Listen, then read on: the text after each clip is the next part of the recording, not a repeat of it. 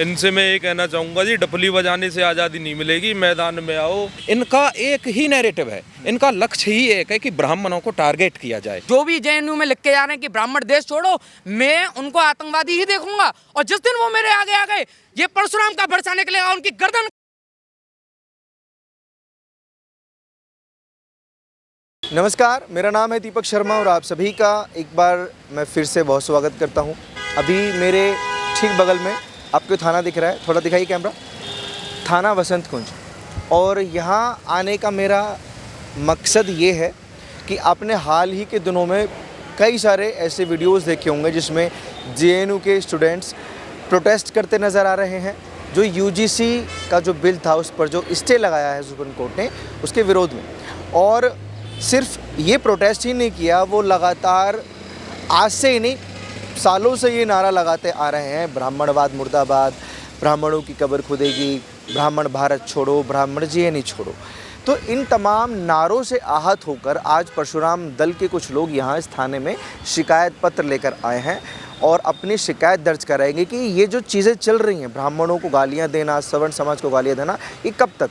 तो वो शिकायत पत्र को यहाँ थाने में देखकर वो लोग जब आएंगे तो मैं उनसे बात करूँगा कि क्या अब सर से पानी ऊपर चला गया है कि शिकायत पत्र लेकर आना पड़ेगा या सवर्ण समाज को भी सड़कों पर उतरना पड़ेगा। ऐसी कुछ चीज़ें और ऐसे कुछ सवाल आप हर दिन जब से यूजीसी जो है सुर्खियों में आया तब से आप देख रहे होंगे।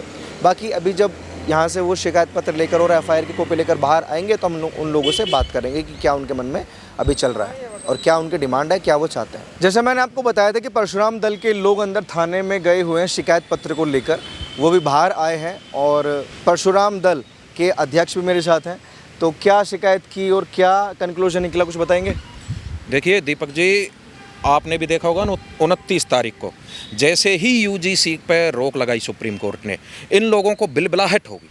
अब आप कल्पना कर सकते हो कि यूजीसी की आवश्यकता सवर्ण समाज को और ब्राह्मणों को है या इन लोगों को है। जैसे ही सुप्रीम कोर्ट ने रोक लगाई, तुरंत ब्राह्मणवाद मुर्दाबाद, ब्राह्मणवाद मुर्दाबाद।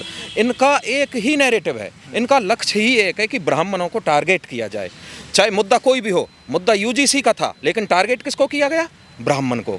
इस तरह की इनकी घटनाएं कोई नई नहीं है, बहुत पुरानी हैं और कोई इनके खिलाफ कोई कार्रवाई नहीं होती। आज परशुराम दल ने यहाँ शिकायत दर्ज कराई है और ये एफआईआर होगी आज शाम को। एसएचओ साहब ने खुद बताया कि आज एक लेटर लिखेंगे जेएनयू को और वहाँ से जो फुटेज हैं उनको लेके उनके खिलाफ कार्रवाई की जाएगी। वहाँ का इन्होंने बताया कि वो फाइन भी करते हैं, जब ऐसी कोई घटना होती है तो फाइन भी करते हैं। और विदिन ये 2-3 दिन का ही इन्होंने समय दिया। अगर 2-3 दिन में कार्रवाई नहीं होती है तो परशुराम दल जेएनयू जाकर भी संघर्ष करेगा, वहाँ प्रदर्शन करेगा और सब वो कानूनी कार्रवाई करेगा। इस तरह से ब्राह्मणों का अपमान बिल्कुल सहन नहीं किया जाएगा। कौन सी वीडियो आपने देखी जिससे आप ये स्टेप लेने पे मजबूर हो गए कि अब नहीं बर्दाश्त हो रहा, अब मुझे थाने जाना है या शिकायत देनी है, कुछ स्टेप लेना है? देखिए, वैसे तो न्यूज़ में काफ़ी चला, आपने भी देखा, लेकिन जो हमारी टीम है, ये दिल्ली वाली टीम है, इनके पास भी लोगों ने वीडियो भेजी कि भाई ब्राह्मणवाद के खिलाफ इस तरह से नारे लगाए जा रहे हैं, ब्राह्मण तेरी कब्र खुदेगी, ब्राह्मणवाद मुर्दाबाद। इस तरह की जो घटनाएं जो हमारे सामने आई हैं, तो ये एक समाज को तोड़ने का काम है इनका। कोई ऐसा नहीं है जाति विशेष का, कोई ब्राह्मण कोई जाति विशेष को टारगेट नहीं करता। आप देखो, किसी भी नेता या किसी भी संगठन वाले ने यूजीसी का जो विरोध किया है, किसी भी जाति का नाम लिया? नहीं लिया। इन्होंने क्यों जाति का नाम लिया? जब हमने ही किसी जाति का नाम नहीं लिया और अपने हिसाब से प्रोटेस्ट किया और अपने हिसाब से विरोध किया, इन्होंने ही क्यों जाति का नाम लिया? तो ये बातें ब्राह्मण समाज को आहत करने वाली हैं, भावनाओं को ठेस पहुंचाने वाली हैं और दंगे भड़काने वाली हैं। अच्छा, एक चीज़ मैं ऐड करना चाहता हूँ, ये थोड़ा कॉपी दिखाइए मुझे जो आप देख रहे हैं। ये छोटी सी, ये हाथ में मेरी कॉपी जो देख रहे हैं, छोटी सी होप है इन लोगों को भी, और जिनकी भावनाएं आहत होती हैं उन तमाम ब्राह्मणों को, राजपूतों को, बनियों को। क्योंकि नारे वो सिर्फ एक पार्टिकुलर इंसान को नहीं के लिए नहीं देते हैं, एक इंसान को गाली नहीं देते हैं, वो पूरे सवर्ण समाज को गाली देते हैं।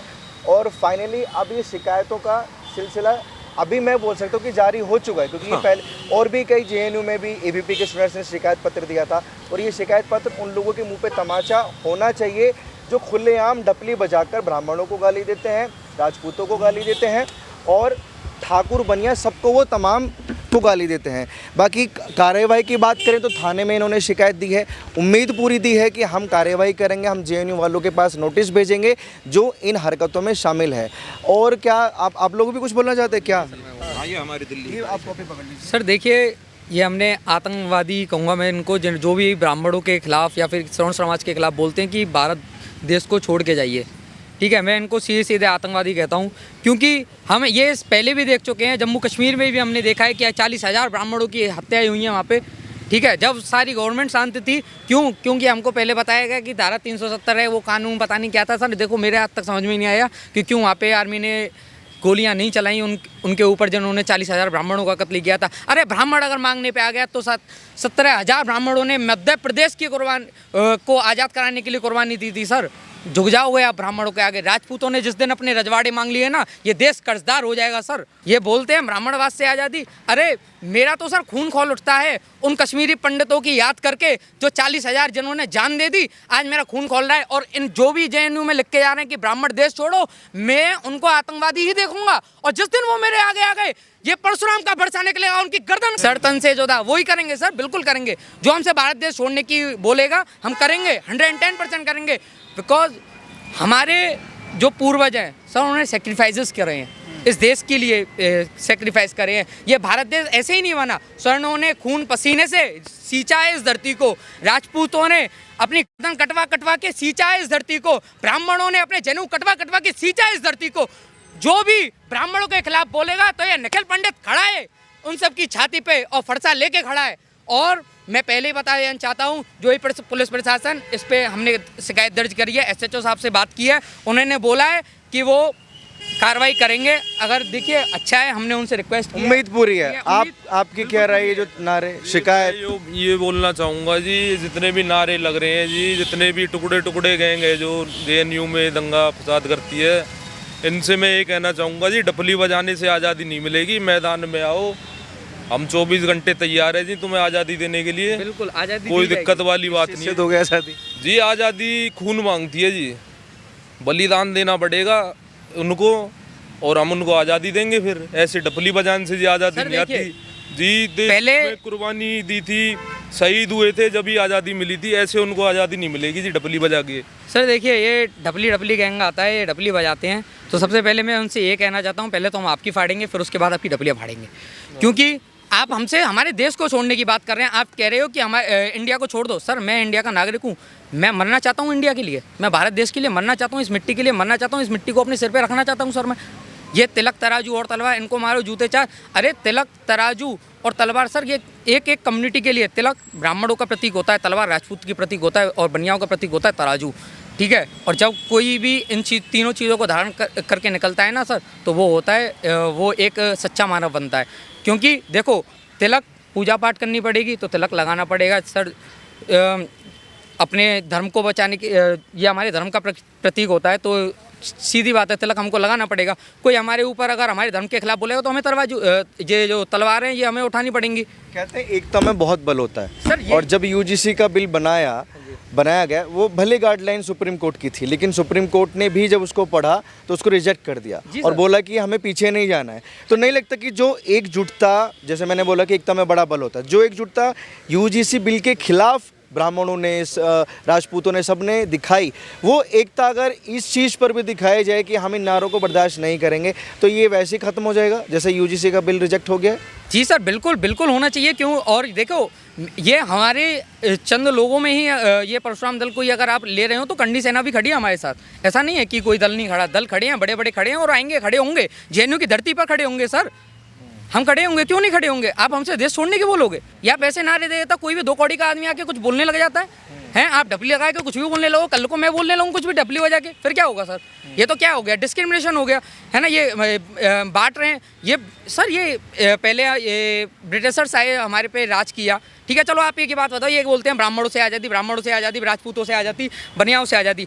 800 साल, 800-850 साल हमारा देश मुगलों का गुलाम रहा। उसके बाद 200 साल, 200-250 साल ये ब्रिटिशर्स का गुलाम रहा। तो ये बताओ हमको ब्राह्मण, ये जो बोलते हैं कि डिस्क्रिमिनेशन, जातियों में जातिवाद करने का, हमें समय मिला ही कहाँ? अब पढ़िए ना, गंवार वाली बात क्यों करते हैं, लॉजिकली बात कीजिए ना। ये नया नहीं है, 2016 से जब से एक नाम दिया गया है इनको टुकड़े टुकड़े गैंग, ये तब से नारेबाजी करते आ रहे हैं। देश विरोध में नारे हो गए, ब्राह्मणवाद में नारे हो गए, तो अभी ये शिकायत का आपने क्यों सोचा? देखिए, परशुराम दल की स्थापना हुई है 2024 में, 21 नवंबर 2024। और मैं आपको एक ब्राह्मणों की बात बताता हूँ। ब्राह्मण देश हित में काम करते हैं, देश को साथ लेके चलने में इनका विश्वास होता है। जैसे सनातन हो गया, हिंदुत्व हो गया, अगर इसकी कोई धर्म ध्वजा थामी हुई है तो वो ब्राह्मण ने सबको साथ लेके चलते हैं। अगर इनके खिलाफ कोई बोल जाता है तो वो इग्नोर करते आ रहे थे, लेकिन अब इतना हो चुका है कि अब हद से बाहर हो चुका है। मैं पहले भी बता रहा हूँ, इनको एक फोबिया हो गया जेएनयू वालों को, ना केवल जेएनयू वालों को बल्कि और भी समाज कंटक कई हैं वो जो अपने को अम्बेडकरवादी कहते हैं, उनको ये एक फोबिया हो चुका है कि चाहे मामला कोई भी है, लेकिन उन्होंने ब्राह्मण को टारगेट बनाना है। चाहे मान के चलो हड़ताल बस की है, वो कहेंगे ब्राह्मणवाद मुर्दाबाद, ब्राह्मणवाद से आज़ादी। चाहे बिजली नहीं आ रही है उनके वहाँ, लेकिन हड़ताल करेंगे तो ब्राह्मणवाद मुर्दाबाद। इस तरह का एक फोबिया हो चुका है। पहले क्या है कि इनको इग्नोर कर दिया जाता था हमारे सर्व ब्राह्मण समाज के बड़े बड़े संगठनों द्वारा, लेकिन अब ये क्रांतिकारी संगठन आ चुका है परशुराम दल। इसकी बहुत ज़्यादा आवश्यकता इसीलिए थी कि अगर कोई ब्राह्मणों के खिलाफ बोलता है तो उसके खिलाफ उसी भाषा में जवाब दे। इस लड़ाई में आप क्या चाहते हैं? जैसे परशुराम दल आपका जो दल है, उसमें आप चाहते हैं कि ब्राह्मण ही आपका समर्थन करें, या पूरा सवर्ण समाज को आप चाहते हैं कि इसमें समर्थन मिलना चाहिए और ये हरकतें बंद होनी चाहिए? ये जो गालियाँ मिलती हैं ब्राह्मणवाद को, राजपूतवाद को, बनियावाद को, क्योंकि नारा तो सबको वो देते हैं कि तिलक तराजू और तलवार इनको मारो जूते जा, उन सबका आपको समर्थन चाहिए? देखिए, मैंने जैसे आपने कहा कि आपका परशुराम दल, ये परशुराम दल सब ब्राह्मण समाज का, और ब्राह्मण समाज सभी का है, सवर्ण इसमें आते हैं। ये कोई किसी भी तरह की कोई आतंकवादी गतिविधि या कोई इस तरह का नहीं है, भेदभाव पर आधारित है। लेकिन अगर हम अपने घर को नहीं बचाएंगे तो हम दूसरे पूरे गांव को कैसे बचाएंगे? इसलिए सभी सवर्णों का ये यूजीसी बिल में जो परशुराम दल ने आवाज़ उठाई और भी सवर्ण संगठनों ने, सभी आपने देखा होगा जेएनयू में ही अभी ये नारा लगा था कि तिलक तराजू और तलवार इनमें मारो जूते चार, तो ये सवर्णों को टारगेट कर दिया। इसलिए परशुराम दल हर उस सवर्ण के साथ है जिसके साथ अन्याय हो रहा है, और अपेक्षा रखेगा कि वो हर सवर्ण इस दल को भी मजबूत करे और जो हमारी विचारधारा परशुराम दल की है उसमें शामिल होकर अपने हकों की लड़ाई लड़े। ये गुस्सा सिर्फ परशुराम दल में नहीं है। एक डिबेट में मैं सुन रहा था, करणी सेना भी ये बोल रही थी कि ढपली गैंग को शांत करने के लिए अगर हमें जेएनयू में घुसना पड़ेगा तो हम उस धरती पर भी घुसेंगे। और गुस्सा जाहिर है, क्योंकि अगर एक तरफा किसी को बोला जाएगा तो वो किसी को भी बर्दाश्त नहीं होगा। आप लोगों की क्या राय है, प्लीज़ कमेंट बॉक्स में दीजिए, और ऐसी खबरों के लिए आप जुड़े रहिए हमारे साथ।